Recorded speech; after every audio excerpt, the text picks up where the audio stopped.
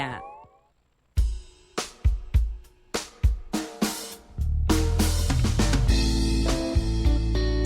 Siendo las 8:30, vamos a recibir ya en los estudios de Universal a Diego O'Neill, el presidente de la Cámara de la Construcción del Uruguay. ¿Cómo le va, O'Neill? Bienvenido. Buen día, ¿cómo están ustedes? Muchas gracias por la invitación. Bueno, un gusto tenerlo por acá. En pleno enero ya se tomó la licencia de la construcción, ya está de vuelta.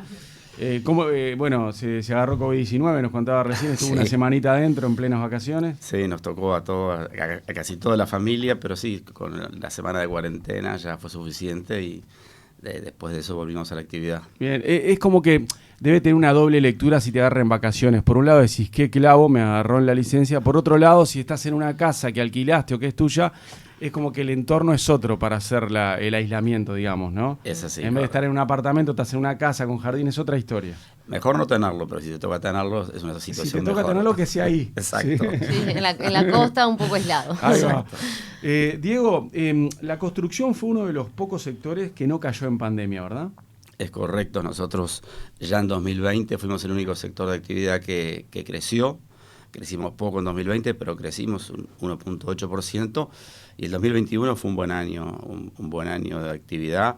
No están los números todavía del Banco Central, que recién saldrán para marzo. Pero estaban los números del primer semestre, que fue un crecimiento del 8,8%, ¿verdad? Sí, ahora también están los del tercer trimestre, y se corrigió un poco, pero estamos en el torno del 6% en esos 9 meses. Ahí va, si contamos los 9 del año, los 9 primeros, obvio, no fue tanto, fue del 6. Cerca del 6, 5,9, creo que es el número exacto, sí. Y nosotros estimamos que vamos a cerrar el año en torno del 5% de crecimiento. ¿Y por qué bajó en la segunda parte del año?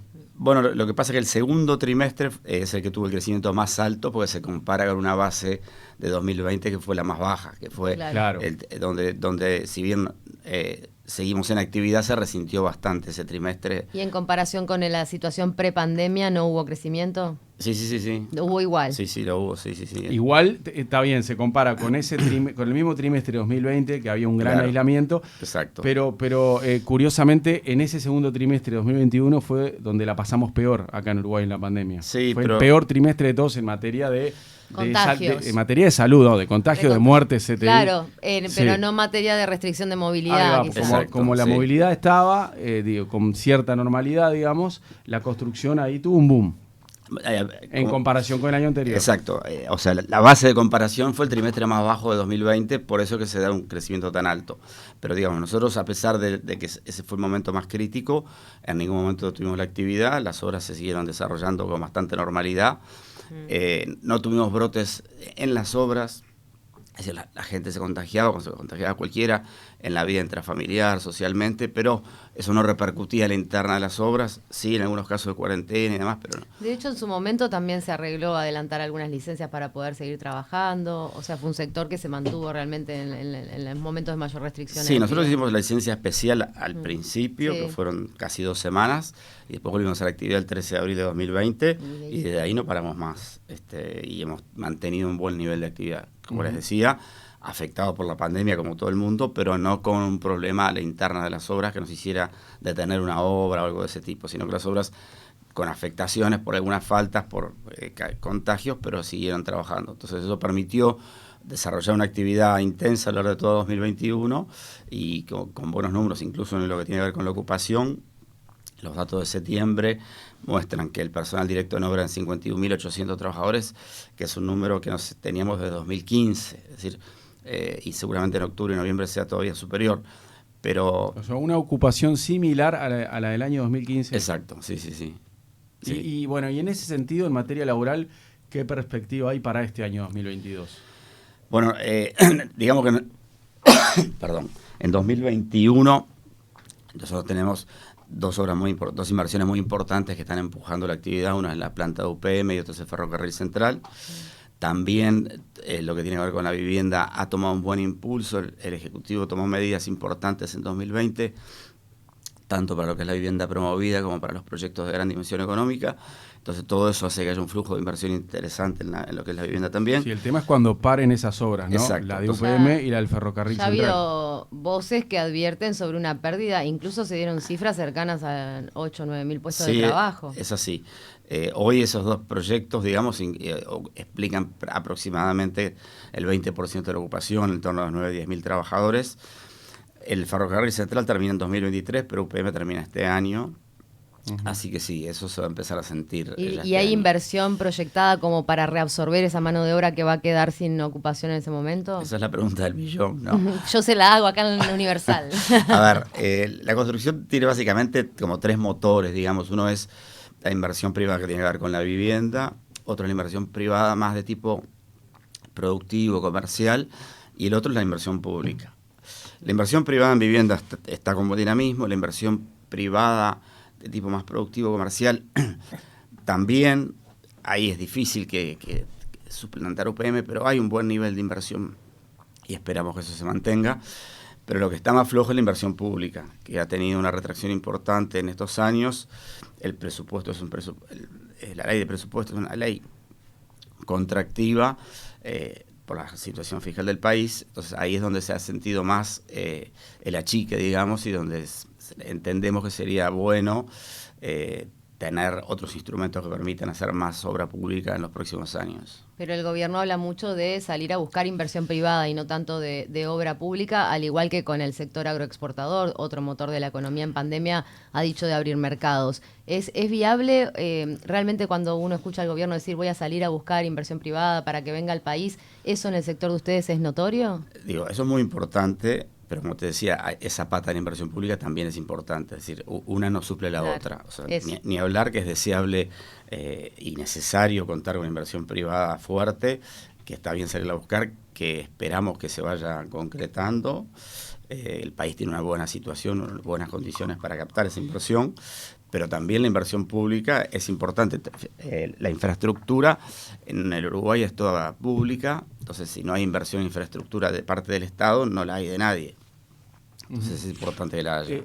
La pandemia, ¿no?, que generó una enorme depresión económica a nivel global, ¿significó una oportunidad también para su sector, observando a los extranjeros? O sea, ¿existe la posibilidad de que en pandemia haya interés importante de extranjeros de venir a invertir acá?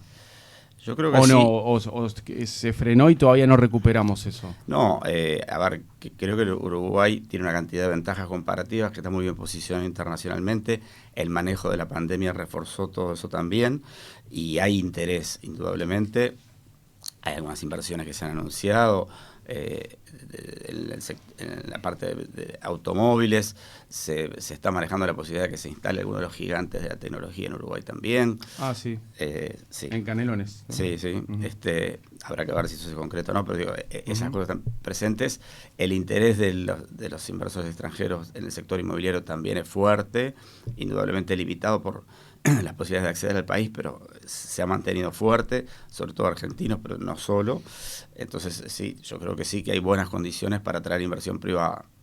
Capaz que también en infraestructura estamos con algunos debes, que eso también es importante para el inversor, pero bueno, esas son las cosas que nosotros estamos insistiendo, que sería deseable generar un plan de infraestructura que permita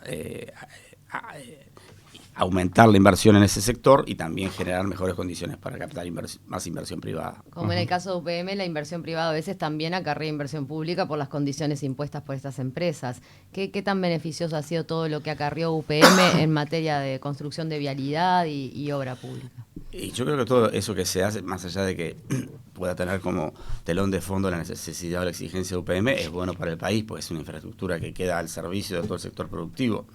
El ferrocarril central es un ejemplo bien claro, pero indudablemente eso va a generar radicación de inversiones en la zona próxima del ferrocarril central, porque mejora mucho los costos de logística. Entonces todas esas cosas son capitalización, patrimonio para el país, que es bienvenido porque son ventajas comparativas para todo el sector productivo. Estaba pensando en dos obras de edificios importantes de los últimos tiempos que yo he observado en la capital en el último año, y uno sin entender supone que emplean a mucha gente, ¿no? Hay una, es la de Boulevard Artigas, el edificio este bien alto que está que da a Ponce y da a Boulevard Artigas cerca de la Embajada de Brasil, y otro es un hotel que ya inauguró en la Rambla que se llama Hotel Costanero, creo que también fue una obra importante durante varios meses en la Rambla de Pocitos. Una obra de esas, de un edificio grande, alto, ¿a cuántas personas emplea? ¿A cuántos obreros les da trabajo? Bueno, depende mucho, ¿no? Pero, depende, sí. ¿Varía mucho? Digo, depende de los metros cuadrados, el tipo de construcción y demás, pero... ¿En promedio? Y una obra de ese tipo debe manejar unos 100 trabajadores de promedio durante 2 años y medio, 3. O sea, ¿Cuántas, ustedes han hecho un cálculo de cuántas de esas por año tendrían que iniciarse para mantener el nivel de ocupación? No, ¿Cuántos edificios se tendrían que empezar a construir por año? La construcción es muy amplia, ¿verdad? Sí. La construcción de edificios es una parte. Claro, yo pienso en los edificios porque emplea más gente que una casa. Indudablemente, ¿no? es una de las cosas que tiene la parte inmobiliaria o la vivienda, que es la que genera más ocupación. Eso es así, eso es efectivamente así. Por el otro extremo es la vialidad, que es mucha inversión pero poca ocupación. En un edificio la mano de obra representa de pronto el 30% del costo, en una ruta el 8%. Esa es más o menos la relación, 30-40% puede llegar a estar.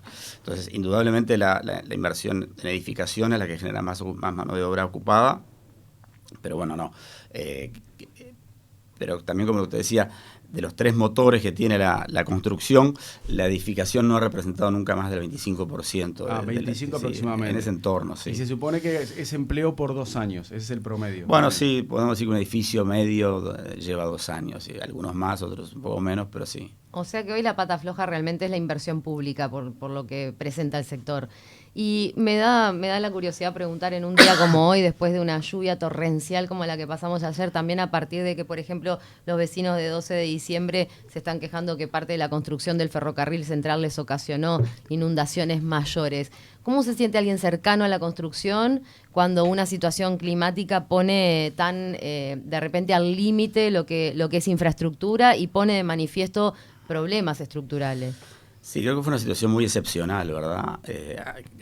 Cayó una cantidad de milímetros en un tiempo muy corto que desbordó todos los sistemas de evacuación y demás. Creo que más o menos todos tuvimos algún tipo de problema, mayor o menor, en nuestras propias casas, porque realmente fue una situación excepcional. Ahí está un poco también lo que decíamos de los debes de infraestructura, que indudablemente los tenemos, y donde, sin entrar en los detalles de cada caso, seguramente hay cosas que están pendientes de hacerse para mejorar la situación y evitar los perjuicios a toda esa gente que vimos que fue muy, muy damnificada, digamos, ¿no? Cuando se celebró el Día de la Construcción en octubre, yo recuerdo que el ministro José Luis Falero, el ministro de Transporte y Obras Públicas, dijo que estaban planificadas varias obras de vialidad, varias obras viales, y que ahora se iban a hacer con otra calidad. ¿Realmente se está notando eso? O sea, ¿las obras de vialidad en Uruguay se empiezan a hacer con una calidad superior a la de antes? No, probablemente el ministro hacía referencia a algunas inversiones que pueden haberse hecho en el pasado, que quizá no estuvieron diseñadas para la carga, por ejemplo, en el caso de las rutas que hicieron con una solución técnica que no era la adecuada para la carga que era esa ruta. Entonces, indudablemente, lo hemos visto en algunos momentos que decía, recién inaugurada ya la ruta no está en condiciones o cosas de ese tipo, pero creo que respondía más que nada a una mala decisión técnica de la solución para esa ruta. Es muy bienvenida la actitud del ministro en el sentido de decir, hay que gastar bien el dinero, lo que se hace tiene que servir, tiene que durar, tiene que quedar bien. Como por ejemplo las que se hicieron en la ruta interbalnearia. Sí, correcto. Esos pasajes son muy necesarios. Para los que circulan por ahí se dan cuenta de la importancia de haber realizado. Fue muy molesto en su momento, preocupado que no estuvieran para Fue lento también, porque en realidad el ideal hubiese sido que terminaran en noviembre y bueno, terminaron a fines de diciembre. Pero no bueno, sé si... ¿quedó suspendida una de las obras o se terminó con todo? No, hay una sin terminar. La camino de los Arrayanes no quedó, pero está bien resuelta la situación provisoria, sí, digamos. Sí. El camino ese provisorio. Más que lenta, arrancaron tarde. tarde. Empezaron en junio, claro. Deberían haber iniciado antes. Eso fue. Lo empezaron demasiado tarde. Sí, pero por suerte hay 2 de ellas que están habilitadas. Sí. Lo que decíamos todos los uruguayos era eso, recuerdo, ¿no? Cuando empezamos a irnos para algún fin de semana para afuera en noviembre y averiguábamos cuándo habían arrancado, decíamos, junio, no sé por qué. Esto hay que empezarlo en abril, no en junio. Ese es el problema. Eso suele pasar también acá en Uruguay por los temas burocráticos, ¿no? Sí, ahí hay mucha tela para cortar, porque indudablemente a veces los procesos son lentos y se terminan concretando los inicios en fechas poco propicias o no lo más acertado. Entonces sí, hay mucho para mejorar. ¿Y esa dilatación burocrática eleva los costos? Bueno, es probable que haya habido alguna aceleración necesaria para terminar que genera algún sobrecosto. No creo que sea nada muy significativo, pero es probable que sí. ¿Cuánto es el porcentaje en que puede diferir en general en obras grandes? En promedio, ¿no? Obviamente que depende de cada obra, pero de la estimación inicial de costos a lo que después a uno en lo particular le pasa cuando va a construir una casa que nunca termina gastando lo que pensaba inicialmente. Cuando hablamos de obra pública o de inversión privada en grandes obras, ¿hay una diferencia estimada de lo que va a ser el precio final a lo que era la estimación inicial de costos? No, ahí depende mucho, digamos, en primer lugar del proyecto. Es decir, si uno tiene un proyecto bien definido y con el alcance acotado y no sufre modificaciones en el proceso, no debería haber modificación en el precio tampoco. Es decir, hay una licitación, hay un precio que resulta adjudicatario y la obra debería salir eso. Cuando se dice la obra iba a salir 70 y salió 140, bueno, hay algún problema, no es que eso sea normal, digamos. No. O se hizo mucho más obra de lo que estaba previsto, o el proyecto tenía una cantidad de indefiniciones que hacían que la estimación de los 70 no fuese real. Pero las obras, en realidad, si el proyecto está bien definido, tienen que salir lo que está previsto, no tienen que tener una diferencia significativa entre lo que se previó y lo que O sea, no es una justificación que es algo que pasa siempre, No. que haya un porcentaje mayor en el gasto. No. En noviembre se reunieron ustedes con el embajador chino en Montevideo, ¿no? Y un poco hablaron de esas negociaciones, de esos estudios de prefactibilidad que se están haciendo para avanzar en un TLC entre los gobiernos de Uruguay y del gigante asiático. Primero, ¿qué les comentó él a ustedes sobre esos estudios de prefactibilidad? ¿Cuál es la mirada china sobre ese posible TLC con Uruguay? Bueno, fue una reunión muy cordial, muy protocolar, no, digamos, ahí. Perdón que le leí la mente. Los chinos son hábiles declarantes. Claro, no sirvió para mucho. Como que... No, y no somos nada para ellos, obviamente. No, a ver, pero desde el sector, naturalmente que hay interés en avanzar con el TLC, que es algo que es necesario para el país. Queremos que a nivel de la economía es muy bueno. Hay algunas luces amarillas que preocupan a nuestro sector en particular. Ahí va. ¿Qué puede pasar en la construcción si se termina rubricando ese TLC? Bueno, hay una preocupación, digamos, por el tamaño de las empresas chinas y porque muchas de ellas también son de propiedad estatal, entonces muchas veces trabajan con subsidios del Estado y demás. Claro. De hecho, tenemos el ejemplo de la obra de DUTE, del cierre del anillo de alta tensión en el norte. ¿Está difícil competir con eso? Claro que puede ser muy difícil competir. Ajá. Sí. Y bueno, ¿y en qué cosa nos puede beneficiar un TLC con China? Hablando del sector de la construcción, ¿en algo o en nada? No, bueno, inversiones porque también. Puede dar trabajo también, ¿no? Sí, indudablemente inversión puede generar nuevos desarrollos productivos, también impulso a la infraestructura, puede tener una cantidad de cosas positivas. La preocupación viene por ese lado de mantener la competitividad de la industria nacional. Uh-huh. Bien, pero obviamente que está claro que un embajador chino, si tiene novedades sobre el estudio de prefactibilidad o algún pique, se lo va a tirar al gobierno y no a la Cámara de la Construcción. Pero ¿a usted no le pareció que él dijera que eso estaba en noviembre, por lo menos fines de noviembre, recontra avanzado y que fuera viable firmar el TLC ahora en el primer semestre de este año? No nos dio pautas en ese sentido, digamos. Él fue muy claro en decir que no era la embajada la que llevaba adelante la negociación, que eso era el Ministerio de Comercio chino, sí. Que por lo tanto no era resorte de él. Pero digamos, naturalmente alineado con el interés en que avanzara, pero tampoco sacamos demasiada información en ese sentido.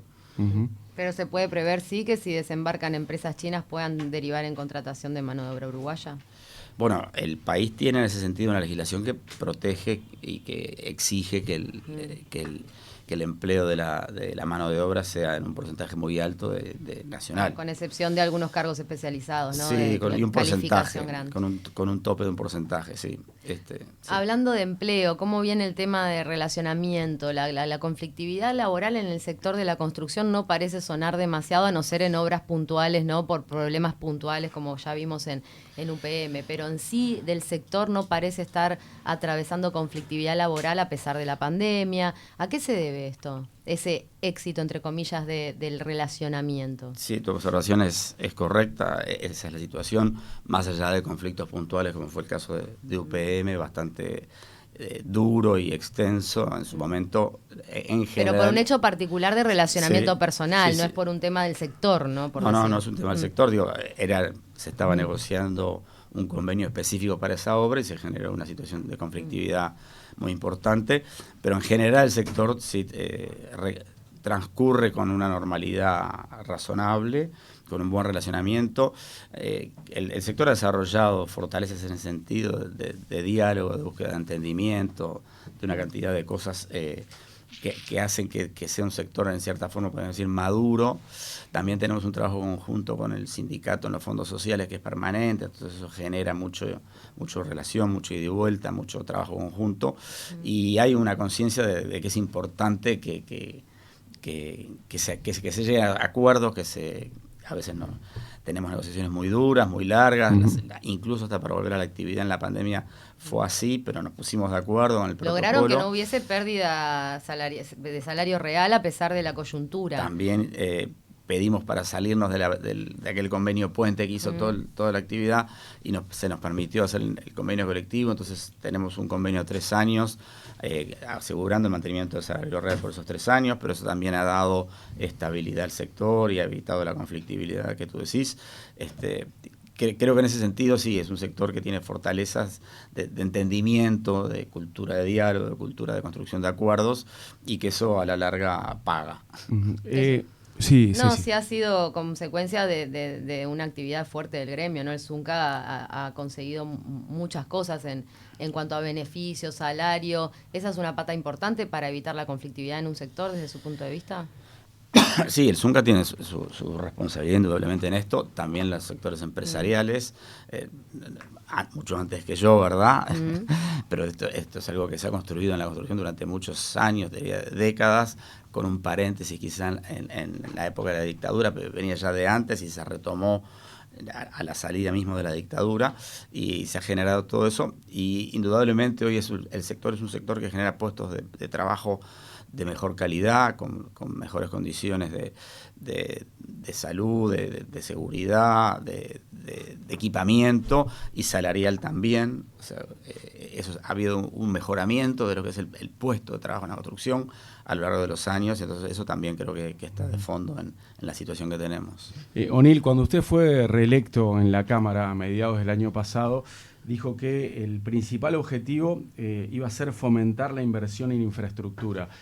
2022 puede ser un año importante para despegar en ese sentido. O sea, el gran desafío de este año es que se termine de fomentar esa inversión. Bueno, nosotros en ese sentido me gustaría hacer una precisión que no solo por generar trabajo en el sector, ahí estamos convencidos de que eso es bueno para el país, que la inversión en infraestructura es lo que permite captar más inversiones, lo que da mejoras estructurales a la competitividad, porque baja costos, por ejemplo, de logística, ese tipo de cosas.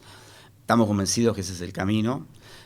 Uruguay, como en general los países de Latinoamérica, tiene un ratio de inversión en infraestructura comparado con el Producto Interno Bruto bajo. Por eso también nosotros entendemos que sería deseable aumentar ese ratio, y además indudablemente porque es obra para el sector.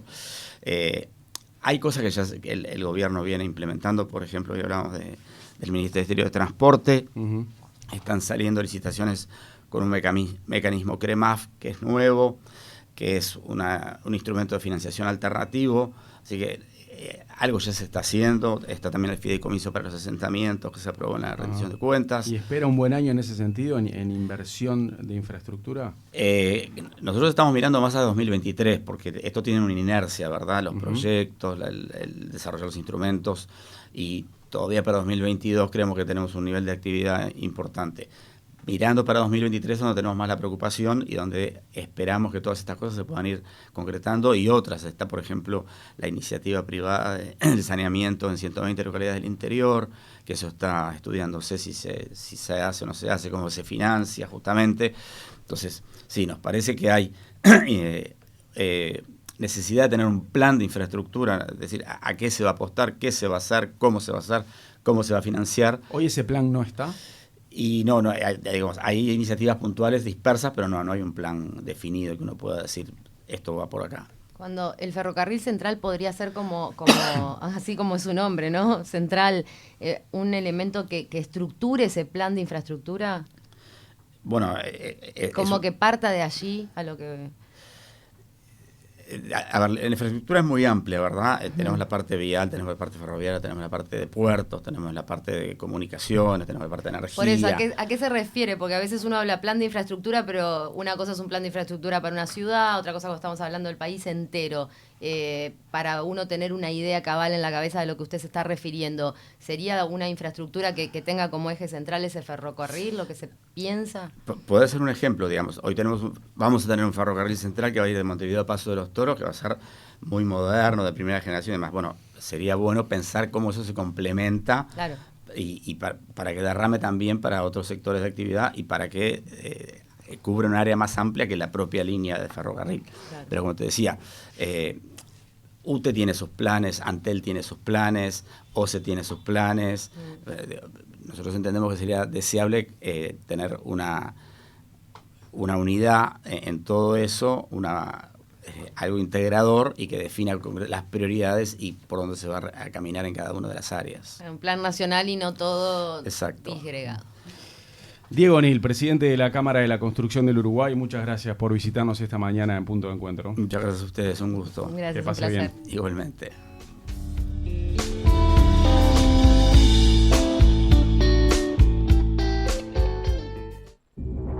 Punto de Encuentro. Punto de Encuentro. De 8 a 10 de la mañana. Por 970 Universal.